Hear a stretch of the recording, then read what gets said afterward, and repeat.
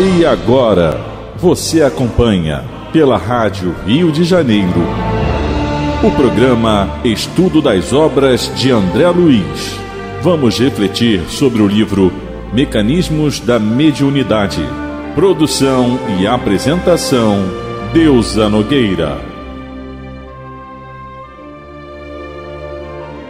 Amigos ouvintes da Rádio Rio de Janeiro, continuando o estudo da obra Mecanismos da Mediunidade, a gente vai nesse capítulo 16, que fala sobre o fenômeno magnético da vida humana.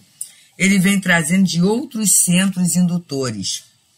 Como nós falamos, primeiro ele falou do lar, depois ele veio falando da escola, e nós trabalhamos bem nessa função, trabalhamos muito, né? Esperamos que tenha sido assim, compreensível, tenha tido clareza e utilidade para os amigos ouvintes sobre a questão da escola. Mas ele vai falar sobre algo além da escola. E ele diz assim: e além da escola, surgem para os rebentos do lar terrestre as obrigações do trabalho profissional, em que a personalidade segue no encalço da vocação ou soma da experiência que já conquistou na vida. E aqui é muito interessante quando ele fala em vocação. E essa vocação, né, é a soma da experiência daquilo que já conquistou na vida ou nas vidas, ao longo das vidas. E é uma coisa interessante, meus amigos, porque nesse tempo que nós vivemos, dentro dessa visão capitalista, da visão materialista, o ter sucesso equivale a ter bens de consumo. E ter bens de consumo, para eu ter acesso aos bens de consumo, eu necessitarei de dinheiro. Eu necessitarei de dinheiro. E, por eu estar, vamos dizer assim, necessitada de dinheiro para ter os bens de consumo, para ser considerada uma pessoa bem-sucedida, muitas vezes eu não vejo a vocação. Eu vou escolher a atuação profissional que vai me oferecer mais dinheiro. E aí, meus queridos, as questões emocionais gravíssimas, que a gente vê ao longo do nosso caminho, dentro desse nosso tempo. Amigos, todos nós que fazemos parte, né, da sociedade, que convivemos com gente e que gostamos de gente, quanta situação infeliz, quanta situação em que a gente vê a criatura cercada dos melhores bens materiais, da tecnologia. Então é uma casa bonita, é um carro último modelo, é toda aquela equipagem, aquele equipamento da casa muito exuberante. E aí a pessoa está extremamente infeliz. Muitas vezes, assim, com muitos anos de terapia, e muitas vezes chegando à aposentadoria altamente deprimido, altamente insatisfeito, e aparecendo aí até, meus irmãos, as ideias suicidas. Essas ideias suicidas chegando até aquela alma. Por quê? Porque, na verdade, ela foi desempenhar algo, vou dizer assim, para o outro. O que os outros vão pensar, o que os outros vão dizer? Mas ela não satisfez a vocação. Enquanto que nós vemos pessoas em atividades, às vezes, até consideradas menores por esse contexto materialista, com muita alegria. Eu conheço uma pessoa que ela fez mais tarde, né? Ela chegou do Nordeste aqui, se dedicou a atividades domésticas, tudo isso, e foi se especializando na área da faxina. E aí, tendo o tempo, né, ela casou, tudo isso, e aí com a própria questão da faxina, ela ajudou muito na construção da sua casa, tem uma casa muito confortável, né? O marido era alguém que trabalhava assim num patamar bom, com salário bom, mas ela sempre trabalhou, né? E aí ela foi estudando. E chegou até a um 2º grau dentro da área da saúde. Dentro da área da saúde, né? Do cuidado da saúde. Acabou, se formou e aí fez outros cursos e tudo. Mas, na verdade, o gosto dela é realizar a faxina. Só que, com o conhecimento, é claro, ela passou a ter metodologia. Então, ela tem método, né? Ela sabe como é que faz. Ela tem toda uma estrutura que, é claro, a cultura ajuda a criatura a fazer, né? A usar equipamentos, a saber usar equipamentos, a saber gerenciar o tempo, né? E aí até nesse momento, por ser alguém assim especializada, pode até cobrar mais e selecionar os clientes, né? Que ela quer. Ela tem essa possibilidade de fazer isso. Mas olha a vocação. E aí no outro dia eu soube algo muito bonito. Ela tendo alguém que precisa de ter uma vida mais estabilizada, aliás, que não tem uma vida estabilizada, uma pessoa que vive de favor, e ela começou a treinar essa pessoa. Por quê? Ela quer indicar, mas para indicar, ela teve que treinar. Então, o que ela fez? Ela começou a chamar essa pessoa para fazer a faxina na sua casa e a ensinar ela como é que se faz, para depois eu poder indicar para outras pessoas, outros clientes. Mas para eu ter uma indicação, tem que ser alguém que eu confie e alguém que saiba fazer. Então, olha a vocação, gente. E não existe vocação maior ou vocação menor. Porque todos nós sabemos o quanto a higiene ela é importantíssima na manutenção da saúde. Nesse tempo mesmo em que passamos pela pandemia, a gente viu, né, o quanto, vamos dizer assim, a tecnologia, né, foi tão impotente. Porque o que acontece? Qual era o primeiro ponto? Lavar as mãos com água e sabão. E é saber como é que se lava as mãos. Não é só jogar uma aguinha e mexer os dedos de qualquer jeito. Lavar as mãos perfeitamente com água e sabão, né? Não entrar com o calçado da rua dentro de casa. A própria roupa, né? A roupa ser higienizada sempre. Então, olha a questão. O primeiro ponto foi a higiene. A partir daí, os estudos, a vacina, tudo isso, mas não excluiu a questão da higiene. Então, a higiene é o ponto básico para a saúde. E a gente sabe que uma casa bem higienizada, ela será importante, principalmente para aqueles companheirinhos, né, que reencarnam alérgico, com as dificuldades todas. Então, é fundamental. Então, é uma atividade muito importante. E aí, ela utilizando a vocação, olha ela contribuindo para a saúde, contribuindo para a administração, contribuindo para uma série de questões.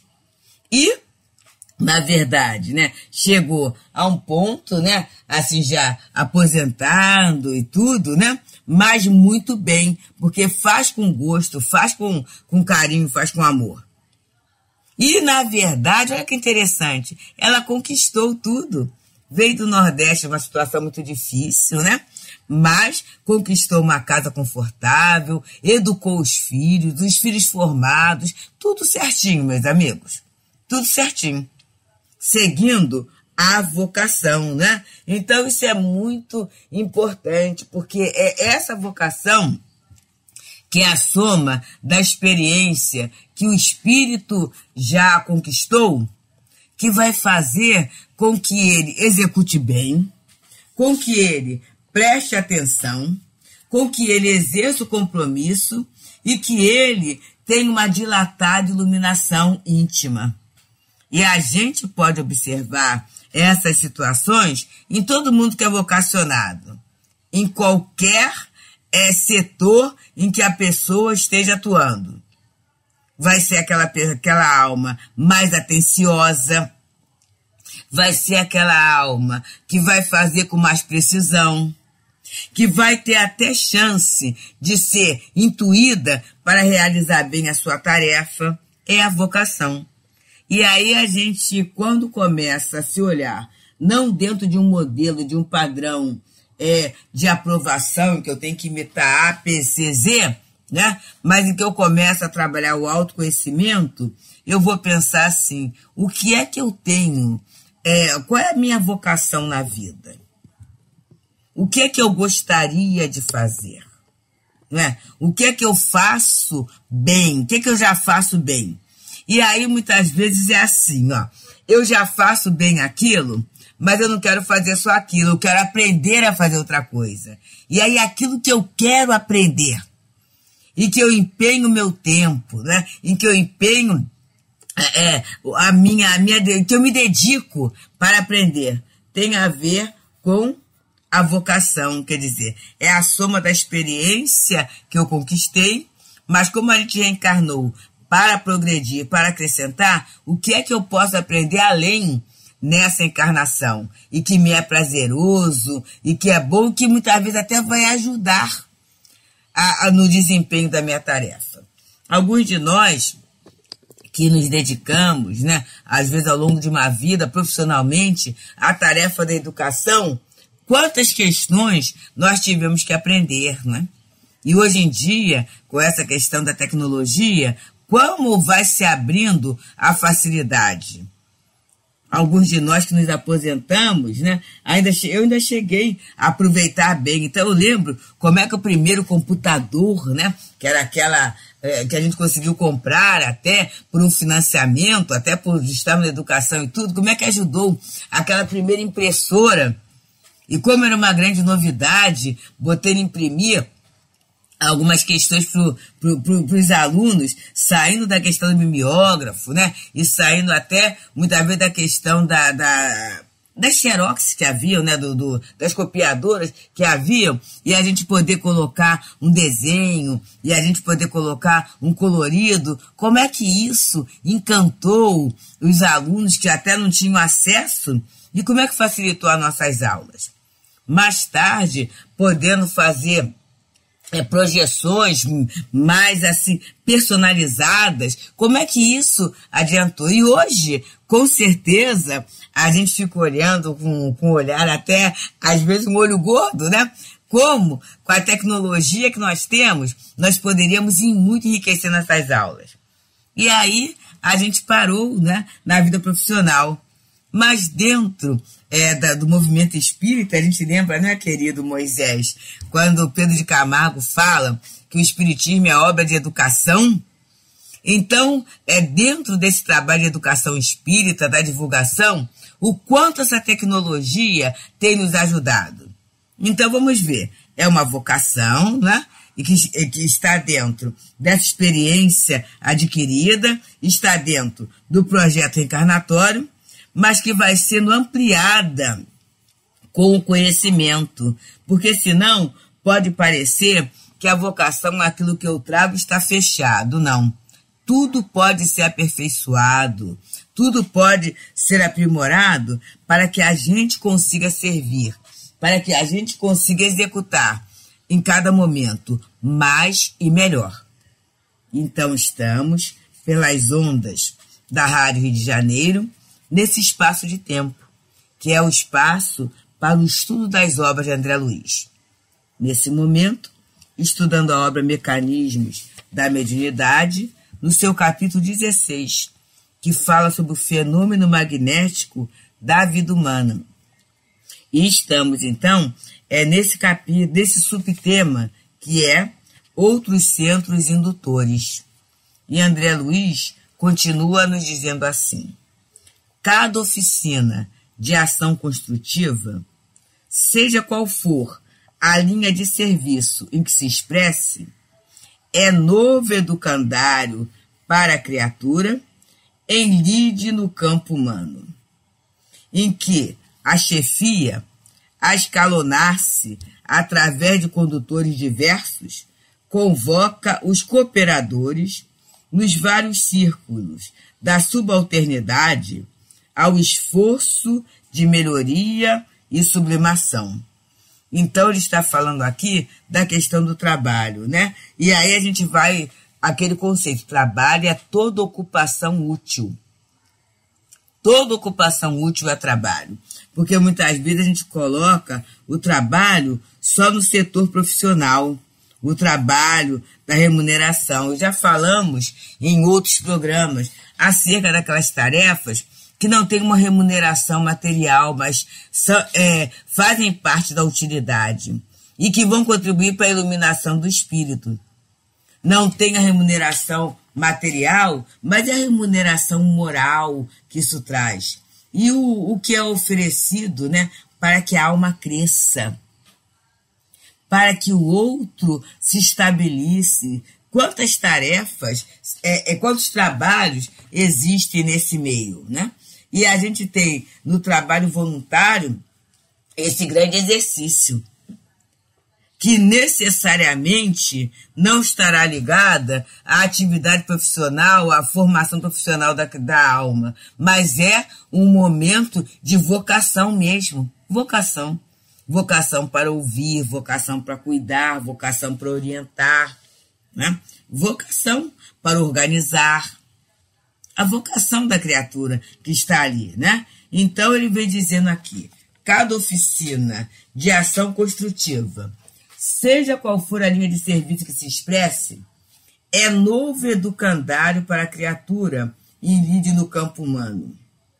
Então, aquele trabalho voluntário, aquela tarefa que eu faço, né, em alguns dias da semana, ou num dia da semana, em algumas horas, ou numa hora só, tudo isso, né, é um educandário, em que a chefia, e quem é a chefia? Os coordenadores diversos, né, vai nos convocar nos vários círculos da subalternidade ao esforço da melhoria e de sublimação. Então, como nós deveríamos agradecer aos coordenadores de serviço, aos nossos chefes, aos nossos patrões? Como a gente teria que aprender com eles, né? A colaborar com eles, até a desenvolver a gratidão. E muitas vezes a gente vê que há uma visão equivocada. Ah, estou querendo ganhar muito dinheiro para mandar o trabalho, as favas, né? Para esquecer o meu patrão, tudo isso. Quando, na verdade, eles são grandes colaboradores para a minha melhoria e para a minha sublimação. Vamos pensar nisso. E no trabalho voluntário também. Ah, fulano manda, mas assim, meus queridos, se não houver quem coordene, como é que a tarefa vai se desenvolver? Então, em tudo, a gente vê a liderança. Eu estou lembrando agora até do brinquedo infantil, da brincadeira infantil. Tem uma porção de crianças lá reunidas. Estão gritando, estão correndo. Daqui a pouco um fala assim, vamos brincar de... E fala a brincadeira. E aí, vamos. E aí daqui a pouco a brincadeira começa. Olha a liderança, olha o nosso líderzinho ali, organizando o aproveitamento do tempo, a melhoria, improvisando a alegria. Então, em tudo, a gente terá a necessidade dessa liderança, né? Desse movimento de apoio. E André Luiz, ele encerra esse tema, outros centros indutores, assim. Ainda aqui, vemos, por intermédio da mesma ocorrência de harmonização mental, que os que orientam, erguidos à condição de espíritos protetores, e os que obedecem, transformados em instrumentos para determinadas organizações. E ele fala aqui de uma forma muito bonita, né? A função, quando ele fala lá do escalonamento, né?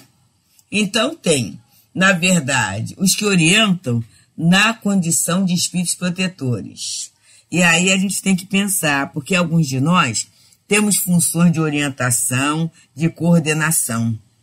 E quem orienta e quem coordena tem como função, como obrigação, zelar, cuidar dos seus orientados e dos seus coordenados.